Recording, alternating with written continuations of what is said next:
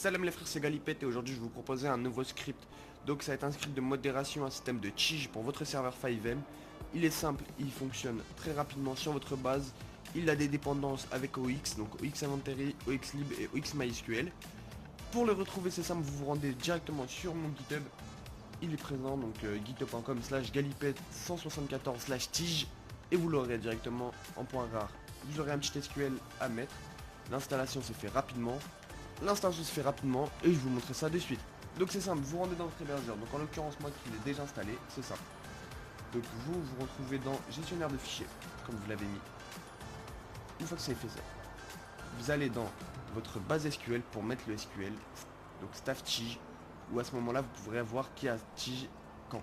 Donc c'est-à-dire que c'est un système de tige qui va persister, qui va rester même si le joueur déconnecte.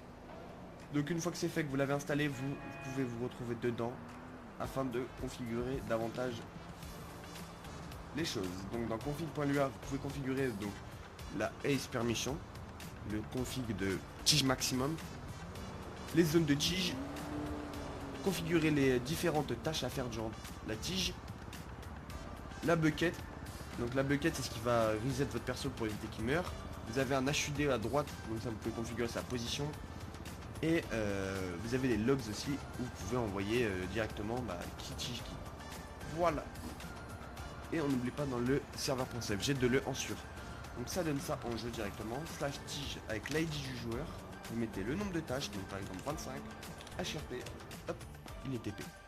Donc vous avez la notif de staff et la notif pour le joueur, ainsi qu'un petit tableau, donc info tige, tâches restantes, assignées par, et là vous avez des petits points, directement vous pouvez aller ramasser et balayer comme ça.